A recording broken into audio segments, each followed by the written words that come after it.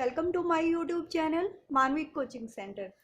कल हमने +2 क्लास का जो फर्स्ट चैप्टर का सेकंड पार्ट स्टार्ट कर रखा है। कल हमने इलेक्ट्रिक फील्ड इंटेंसिटी निकाली थी एक्सियल लाइन के लिए। ठीक है, आज हम नेक्स्ट टॉपिक पढ़ते हैं।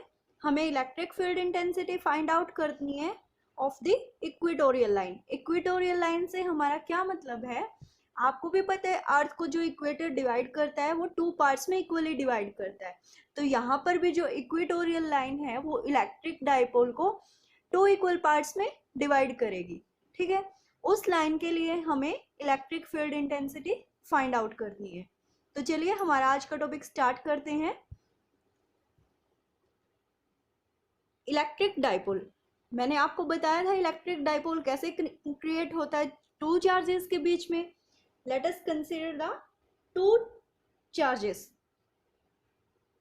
Q1 at some distance, another charge plus Q। ठीक है, ये हमारी इलेक्ट्रिक डाइपोल है। अब हमें इक्वेटोरियल लाइन ड्रॉ करनी है। इक्वेटोरियल लाइन मतलब हमारे डाइपोल को जो इक्वल पार्ट्स में डिवाइड करेगी। तो यहाँ पर मैं इसका एक बाइसेक्टर ड्रॉ कर लेती हूँ। ठीक है, this is the point P। P वो पॉइंट है जहां पर हम electric field intensity find out करेंगे। ठीक है, for this equatorial line. Okay, in points को नेम दे लेते हैं A, B। Join these lines.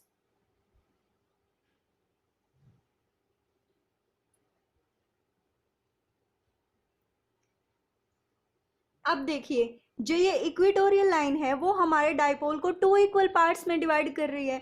It means यहाँ पर जो ये पॉइंट O कंसीडर करके अगर हम चले तो AO की लेंथ हमारी क्या होगी A, और OB की लेंथ हमारी क्या होगी A। ठीक है, let us consider the distance OP is R। ठीक है, तो अब ये इक्वल पार्ट्स में डिवाइड कर रहा है हमारे डाइपोल को, तो ये ट्रायंगल बना रहा है। तो यहाँ पर जो एंगल बनेगा वो क्या होगा थीटा, और यहाँ जो एंगल बनेगा वो क्या होगा थीटा। इक्वल एंगल्स बनेंगे। चलिए अब हम electric field intensity find out करते हैं। अगर हम इलेक्ट्रिक फील्ड इंटेंसिटी देखें पॉजिटिव चार्ज के लिए, ठीक है, अगर यहाँ पर हमारा पॉजिटिव Q टेस्ट चार्ज है, स्मॉल Q टेस्ट चार्ज है, तो ये जो चार्ज है ये इसको क्या करेगा, रिपेल करेगा। तो जो हमारी इलेक्ट्रिक फील्ड इंटेंसिटी है फॉर द B पॉइंट के लिए उसकी डायरेक्शन क्या होगी ऑपोजिट, क्योंकि ये क्या कर रहा है positive Q charge small test charge को क्या करेगा रिपेल करेगा। तो यहाँ पर जो हमारी इलेक्ट्रिक फील्ड इंटेंसिटी की डायरेक्शन है वो क्या होगी ऑपोजिट। मैं इसको E1 कंसीडर कर लेती हूँ। ठीक है, अगर ऐसे ही हम नेगेटिव Q चार्ज के लिए इलेक्ट्रिक फील्ड इंटेंसिटी की डायरेक्शन देखें तो नेगेटिव चार्ज पॉजिटिव चार्ज को क्या करेगा अट्रैक्ट करेगा। तो यहाँ पर जो हमारी इलेक्ट्रिक फील्ड इंटेंसिटी की डायरेक्शन है वो क्या आ जाएगी इन दिस डायरेक्शन। ठीक है, इसको हम क्या कंसीडर कर लेते हैं E2। ठीक है, मैं यहाँ लिख देती हूँ। अभी तक हम क्या क्या एज्यूम करके चले हैं बताइए मेरे को फटाफट।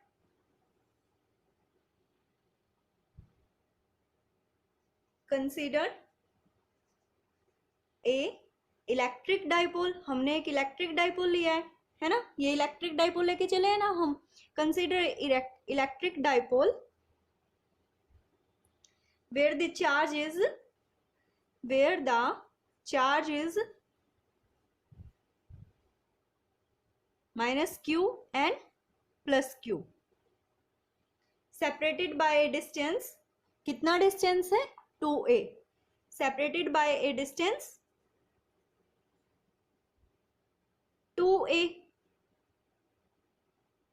ठीक है, अब अगर हम E1 की यानी कि electric field intensity due to the charge plus Q, ठीक है, अगर इसकी इलेक्ट्रिक फील्ड इंटेंसिटी निकालें तो वो क्या होगी। देखिए E1 इज इक्वल टू, आपको पता है इलेक्ट्रिक फील्ड इंटेंसिटी निकालने का फॉर्मूला हम कर चुके हैं, KQ upon BP square. Distance square होता है ना यहाँ पे, तो BP स्क्वायर। अब बीपी निकालना है हमें, तो पाइथागोरस थ्योरम से हम बीपी की वैल्यू निकाल सकते हैं। क्या होगा, बेस स्क्वायर हाइपोटेन्यूज स्क्वायर, हमारी वैल्यू आ जाएगी OB square plus OP square, या ओपी स्क्वायर कैसे भी लिख लीजिए आप, OP square plus OB square, तो ये क्या आ जाएगा R square plus a square, ये स्क्वायर इधर जाएगा तो ये क्या हो जाएगा रूट।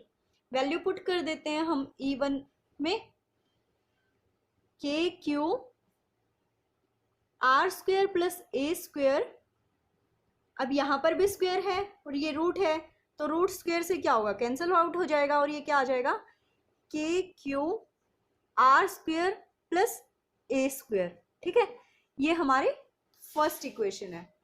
ठीक है, ये जो E1 है ये क्या है हमारा, इलेक्ट्रिक फील्ड इंटेंसिटी है हमारी एट पॉइंट P पे बाय चार्ज, कौन से चार्ज की वजह से, प्लस क्यू। ठीक है, by charge plus Q. Field intensity की वैल्यू निकालते हैं due to the charge minus Q, तो वैल्यू क्या आ जाएगी K Q upon A P square. A P square की वैल्यू क्या होगी, वही same R square plus a square का रूट। ठीक है, यहाँ पर वैल्यू पुट कर देते हैं R square plus a square, K Q R square plus a square, इसका स्क्वायर है तो रूट कैंसिल हो जाएगा, ये हमारे सेकंड इक्वेशन आ जाती है। ठीक है, अब हमें फाइंड आउट करना है रिजल्टेंट वेक्टर, यानी कि दिस वेक्टर, क्योंकि हमें इक्वेटोरियल लाइन के लिए पॉइंट P के लिए electric field intensity find out करनी है, तो हमें टोटल इलेक्ट्रिक फील्ड निकालनी पड़ेगी। ठीक है, तो देखिए अगर हम टोटल इलेक्ट्रिक फील्ड की बात करें तो यहाँ पर हम 2 मेथड से निकाल सकते हैं, तो रेक्टेंगल फॉर्म में या फिर ट्रायंगल भी बन रहा है, पैरेललोग्राम के फॉर्म में भी बना के हम निकाल सकते हैं, बट हम यहाँ पर वेक्टर्स का रेजोल्यूशन लेके चलेंगे। अगर हम देखें कि ये जो वेक्टर E1 है, अगर हम इनको रिजोल्व करना चाहें तो हमें ये एंगल फाइंड आउट करना पड़ेगा। ठीक है, तो अगर ये एंगल थीटा है तो ये वाला एंगल भी हमारा क्या होगा थीटा। कैसे, देखिए 2 पैरेलल लाइंस, ये वाले जो पैरेलल लाइंस है, अगर हम इसको बढ़ाइए पैरेलल लाइन, अगर 2 पैरेलल लाइंस को कोई ऐसे कोई रे कट करती है तो यहाँ पर जो एंगल बनता है और यहाँ पर जो एंगल बनता है वो क्या होते हैं कोरस्पोंडिंग एंगल, है ना, और कोरस्पोंडिंग एंगल इक्वल होते हैं, इसलिए अगर ये एंगल थीटा है तो ये एंगल भी हमारा क्या होगा थीटा। ठीक है, अगर हम वाई एक्सिस के अलोंग इलेक्ट्रिक फील्ड देखें तो यहाँ पर जो एंगल बनेगा वो क्या होगा E1 साइन थीटा। ठीक है, तो इसको हम क्या लिखेंगे E1 के अलोंग कोस थीटा। ठीक है, ऐसे ही अगर हम E2 के लिए रिजल्टेंट वेक्टर देखें तो यहाँ पर जो एंगल है वो क्या होगा हमारा, हमें ये वाला एंगल फाइंड आउट करना पड़ेगा। और अगर आपने पढ़ा हो तो जेड की फॉर्म में जो एंगल निकलता है वो क्या होता है हमेशा इक्वल होता है, और ये क्या बनाते हैं अल्टरनेट एंगल। तो अगर हमारा ये वाला एंगल थीटा है तो ये वाला एंगल भी क्या हो जाएगा थीटा। वाई एक्सिस के अलोंग E2 क्या हो जाएगा E2 साइन थीटा, और एक्स एक्सिस के अलोंग क्या होगा E2 कोस थीटा। ठीक है, अभी जब हमने पीछे E1 और E2 की जो वैल्यू निकाली थी आपने ध्यान से देखा हो तो वो वैल्यू इक्वल आई थी। अब हम वेक्टर्स का जब रिजोल्यूशन करते हैं तब देखते हैं कि क्या इफेक्ट पड़ता है। तो चलिए हम देखते हैं resultant vector along the Y axis.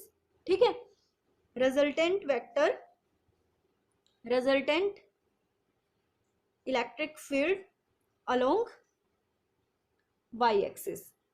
ठीक है, तो जब हम वाई एक्सिस की बात करते हैं तो resultant vector, resultant electric field along the Y axis, तो वाई एक्सिस पे देखिए डायरेक्शन अपोजिट है, E1 की डायरेक्शन अपवर्ड है और E2 की डायरेक्शन क्या है डाउनवर्ड। इट मीन्स यहाँ पर क्या होगा माइनस हो जाएगी value E1 sine theta minus E2 sine theta. तो यहाँ पर जो रिजल्टेंट इलेक्ट्रिक फील्ड है अलोंग दी वाई एक्सिस वो हमारी क्या आ गई 0।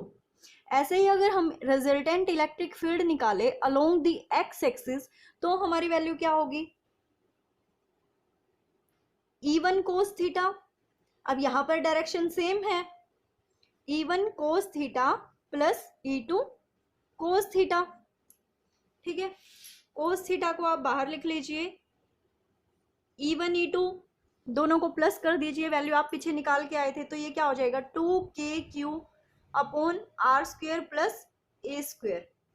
ठीक है, cos थीटा की वैल्यू कैसे निकालेंगे, cos थीटा क्या होता है, base into base by hypotenuse.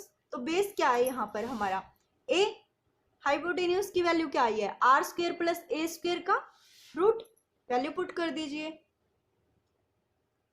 a R square plus a square 2KQ R square plus a square. जब आप इसको और सिंप्लीफाई करेंगे तो ये क्या हो जाएगा 2KQ R square plus a square और ये 3/2। This is the resultant vector for the X axis.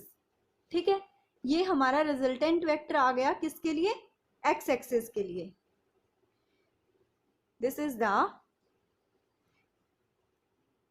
Resultant vector for the resultant electric field, sorry मैं बार बार वेक्टर बोल देती हूँ, इलेक्ट्रिक फील्ड आएगा, resultant electric field for the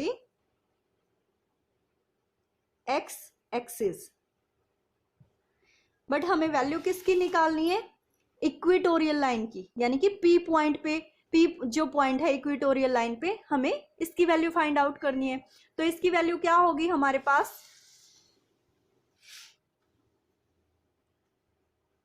E is the point, E is the resultant vector for the point P which is lie on the equatorial line। ठीक है, तो ये क्या हो जाएगा 2KQA upon R square plus a square 3/2। अब अगर हम देखें तो जो हमारे इलेक्ट्रिक डाइपोल का फॉर्मूला था वो क्या था, Q इंटू 2A। तो यहां पर हम वैल्यू पुट कर देते हैं, 2 नहीं आएगा sorry, 2P upon R square plus a square 3/2। अगर हम इसको वेक्टर फॉर्म में लिखना चाहें तो सिंपली क्या करेंगे, P कैप से मल्टीप्लाई कर देंगे और ये हमारा वेक्टर फॉर्म में रिजोल्व हो जाएगा, vector P R square plus a square 3/2। अब अगर हम जो ये आ जाएगा field intensity at point P, तो अब अगर हम इक्वेशन को रिजोल्व करने के लिए बात करें कि अगर हम डाइपोल के लेंथ को वेरी वेरी शॉर्ट कर दें, ठीक है, if the length of the dipole is very very small, if the length of the dipole is short, तो ऐसे केस में हम क्या कर सकते हैं, लेंथ को नेग्लेक्ट कर सकते हैं, ए की वैल्यू को हम नेग्लेक्ट कर सकते हैं। देखिए ये जस्ट हम सिंप्लीफाई करने के लिए करते हैं, क्योंकि अगर हमारे पास कोई भी बड़ी वैल्यू है जैसे 999, अगर उसमें से आप 0.01 को माइनस करने के लिए कहेंगे तो उस वैल्यू पर कुछ खास इफेक्ट नहीं पड़ता है। इसीलिए अगर हम लेंथ को बहुत शॉर्ट लेके चलते हैं तो हमारे इस वैल्यू पर कुछ खास इफेक्ट नहीं पड़ेगा, जस्ट हमारी जो इक्वेशन है वो थोड़ी सी रिजोल्व हो जाएगी। ठीक है, इसलिए अगर हम डाइपोल की लेंथ को शॉर्ट करते हैं एट द टाइम, जो हमारे इक्वेटोरियल पॉइंट पे जो इलेक्ट्रिक फील्ड इंटेंसिटी की वैल्यू है वो क्या आ जाएगी, के वेक्टर, यहां पर हम ए की वैल्यू को नेग्लेक्ट कर देते हैं तो ये क्या हो जाएगा क्यूब। अब देखिए ये जो हमारी वैल्यू आई है ये हमारे किसके लिए मिली है, हमें ये value electric field intensity for the equatorial line, ये हमने किसके लिए निकाली है, electric field intensity of the equatorial line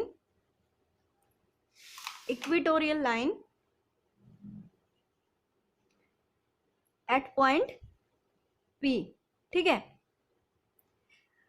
कल जब हमने एक्सियल लाइन के लिए जब इलेक्ट्रिक फील्ड इंटेंसिटी की वैल्यू फाइंड आउट की थी तो वहां पर जो हमारी वैल्यू आई थी वो कितनी आई थी, 2kp upon R cube for the axial line. तो अगर आप ध्यान से देखें तो इक्वेटोरियल लाइन के लिए जो इलेक्ट्रिक फील्ड इंटेंसिटी की वैल्यू है इलेक्ट्रिक डाइपोल की, और जो इलेक्ट्रिक डाइपोल की एक्सियल लाइन के लिए जो इलेक्ट्रिक फील्ड इंटेंसिटी की वैल्यू है उसमें कुछ खास डिफरेंस नहीं है, it is just the twice of this value. ठीक है, आज का हमारा टॉपिक यहीं खत्म होता है। इस टॉपिक को आप रिवाइज कीजिएगा, लिख कर देखिएगा, घर पे रहिए, सेफ रहिए।